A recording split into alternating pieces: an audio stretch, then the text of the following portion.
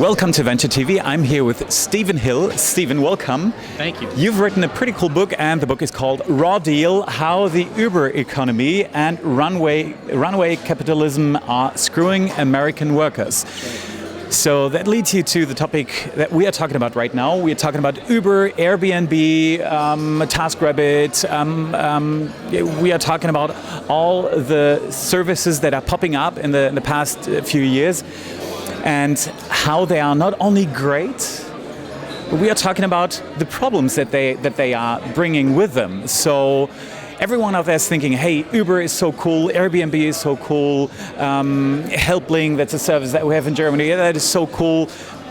What's the problem with all these services? Aren't they just cool and new and fancy? Well, like a lot of technology, they have good parts and they have bad parts. So there are certainly cool parts to them. Uber, you touch the app and the car shows up and you can get a ride. But now that we've seen how these companies are working for a few years, we see that there are some real downsides. Uber drivers don't make a whole lot. You have no control on the platform. You can be fired basically by Uber for anything. Recently in Los Angeles, there were about 300, 400 drivers that were cut off the platform because their acceptance rate was too low. And the reason their acceptance rate was too low is because as veteran drivers, they'd figured out that if, say, someone pings you to go a mile or two, they're not going to make any money on that ride because they're going to be stuck in traffic, sitting there, burning up gas, and they're just not going to make any money. So they've been refusing short rides. And now, if you're really the CEO of your own driving business, as Uber likes to say about their partner drivers, as they call them, and you can't refuse to give a ride that you know you're going to lose money on, that doesn't speak very highly of your control and your ability as a driver to really make a living here. Yeah. From the consumer standpoint, it's all a good thing, but now that we're seeing in more and more cities, thousands of Uber cars on the road, we're seeing more congested traffic, more people stuck in traffic. So now you hit that app, the car shows up in 10 minutes, but you stay in traffic for 20 minutes longer getting from point A to B because Uber is contributing to so much traffic congestion. And of course that undermines reducing carbon. There was a study done by University of California at Berkeley that asked passengers, look, if you didn't have Uber to use, how would you get around? And 50% of them said they'd either use public transportation, they'd bicycle, or they would walk. Oh, okay. So basically, people are using a transportation that is less carbon friendly and is emitting more carbon, burning up more hydrocarbons and gasoline, instead of using other forms of transportation that are better for the environment. So Uber is not so great for labor and not so great for the environment, but it is pretty darn good for the consumer, no question about it. Let's so that we've talked about Uber, let's focus a bit more on the sharing economy. That's how it's called in general. That term, sharing economy, that sounds pretty cool. It's like, oh, everyone shares, and it almost sounds socialistic. Isn't it just great? What are the negative things that you could say about the sharing economy? And is the term sharing economy the right term to describe what happens out there? No, the term sharing economy is clearly, this has nothing to do with sharing. These are huge Silicon Valley, profit-making, venture capital-funded corporations who are looking to make a ton of money.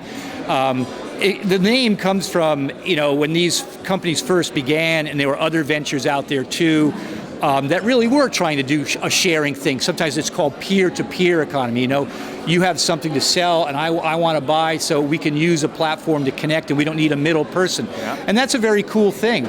But what's happened now, again, a few years later, we can see that the big ideas here became so big and so profitable for a small number of people that they completely are made a hypocrisy out of the idea of sharing. Okay. Airbnb is a great example where it started out as a good idea. The idea that someone has a spare room in their house and they can rent it out, make some extra money, especially in an economy that's not so good, seems like a good idea.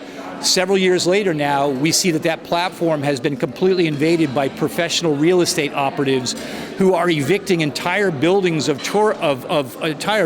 local people to get them out so they can rent it out to tourists because they know they can double their revenue by renting it to tourists instead of to local people. Yeah. So, and city after city, we've seen that happen. Again, if we have the right regulation around Airbnb, Uber, TaskRabbit, I think we can make these technologies work. But you have to really think about what's good for the community and not just what's good for this one company that is just looking to be the next big thing like Facebook. I mean, that's basically what it's become in that way. When we focus on the positive aspects of this economy, how would you call it, by the way? Not sharing economy, is platform economy a right word, or how would you call it? I call it the gig economy. The gig economy. I still use sharing economy just because everyone else does. So, okay. So people understand that this is what we're talking about. But gig economy, I think, is because really these aren't jobs. They're short-term, temporary jobs. I mean, some of the people that work in the gig economy have multiple employers in the same day. They're working for TaskRabbit, they're working for Instacart delivering, they're working for Postmates or driving for Uber or Lyft. They're doing multiple things, and so they have gigs, and they run from gig to gig, and they spend a lot of time looking for the next gig, and it takes a lot. You don't get paid to look for your next job. It takes a lot of time, so it's unpaid time, and you got to sort of figure that into. When you figure out how much money am I making driving for Uber, you have to figure out the amount of time you're just sitting there waiting for the next fare, or if you're for TaskRabbit, you show up for a gig and the person flaked off and they're not there anymore, and now you got to come back tomorrow. You have to factor all that into your time, and when people start really doing the full cost benefit analysis, they're discovering that they're not making that much money per hour. In fact, in many cases, they're complaining that they're not even making minimum wage. And on top of that, as contractors, they don't get any safety net at all. These companies do not pay for your health care, Social Security, Medicare, injured worker compensation. A lot of these workers are getting injured on the job, and they don't have access to injured worker compensation. So they have to pay for their injuries, their medical bills out of their own pocket. And if they have to take time off from work, they have to pay for that out of their savings. So this is a big problem. So there are some problems, while there are some positive aspects, like you can be your own CEO, like at least a bit.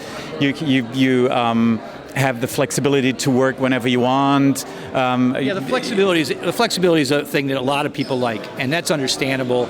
Everybody would like a flexible job, and that's especially good if you maybe have something else that is your main source of income. So this is just additional income, and for a lot of younger people, when you're young, no one wants to work a full-time job. Everyone's looking to just kind of enjoy themselves a little bit.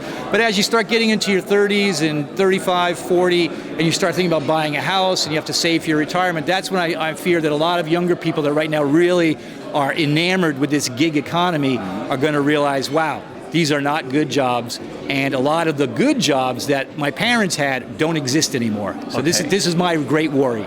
Yeah, so flexibility, you don't want it when you get older. And the other question is, how much flexibility do you have when you earn such a low wage that you have to work 15, 16 hours a day to make enough money to live? Absolutely. So that is the downsides of the personal lives, and that's the negative things for individuals. But there's also a negative impact on society at large. So you save 25% to 30% of labor costs because you don't have any insurance to pay, you don't have any pension plan to pay. So that sounds attractive at first, but then when you get older, you don't have any money coming for your pension. You just have to live from your own savings if there are any, and that on an individual level is not that great. But when it adds up, it influences a whole society. What can be the problem when there are 60-70% gig workers that are not employed as regular employees? Well, there's a number of problems that can happen if we reach that level. One, those workers will find that they're not making enough income to have a decent living, or to pay for their own safety net, since the employer is not paying for it, because the employers save, as you said, 30% in labor costs by not paying for health care and all these other Social Security costs. That's the incentive. That's why employers want to do that, to get out of those labor costs. So you don't have people with a safety net. They don't have enough income. And then on a societal level, if people don't have enough income to buy up all the goods and services that all the businesses are producing, so if these businesses don't have enough customers, in other words, then the economy itself starts to tank. It starts to get into a downward spiral that can lead to recession after recession, because it's what I call an economic singularity, where not enough people have enough money to buy up all the goods and services, because a small minority, a 1% or whatever, has been able to extract a great deal of the society's wealth for their own personal benefit.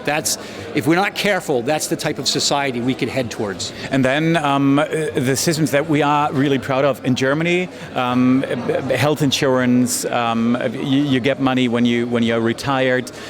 These systems will probably collapse because there are not enough people that pay into the system anymore. So that's also a big danger for the whole system.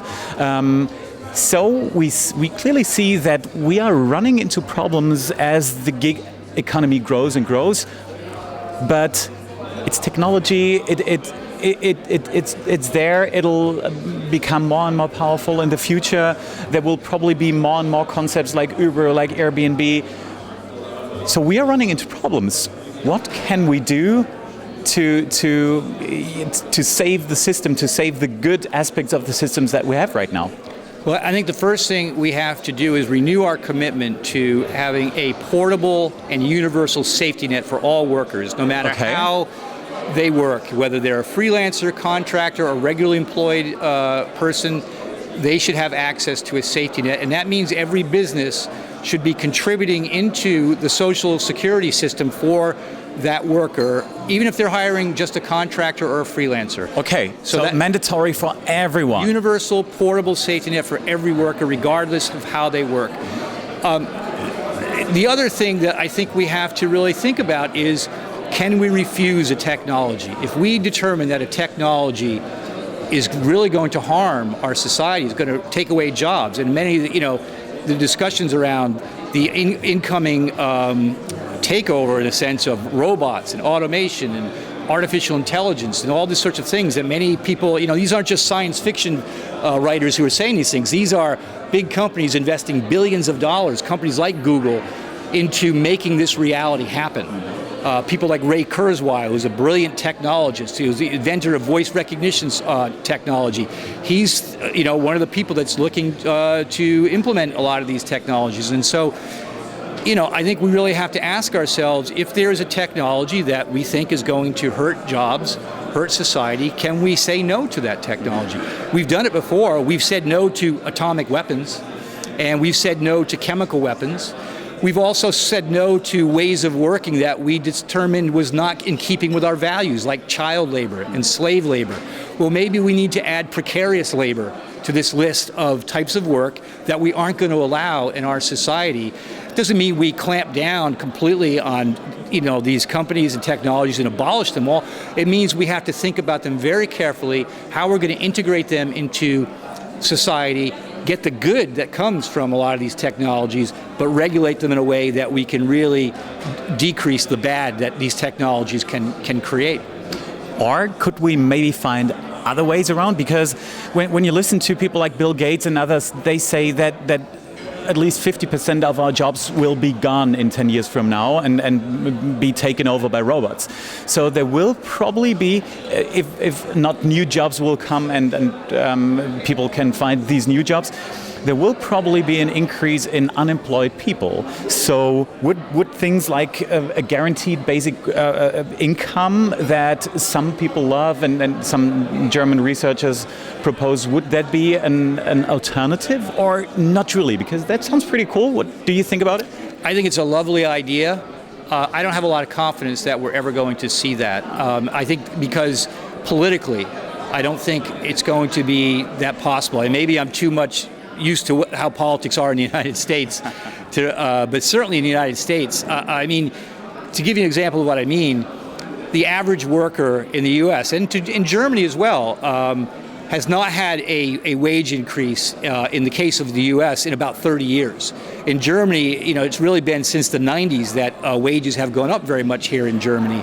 So if we haven't been able to figure out how the political system can get the economic system to give us even just a pay increase, how are we possibly going to convince, or force the economic system to suddenly cough up 15, 20, 25,000 euros a year for a guaranteed basic income in order for people to have a decent life. I mean, I could see maybe we could get them to give 2,000 or 3,000 euros, but who's going to live on that, you know? And then will there be enough money in people's pockets at that point to buy up the goods and services that the businesses are producing? You know, so we have to be careful that in pushing for something like a guaranteed basic income, we don't undermine some of the other good parts of our society.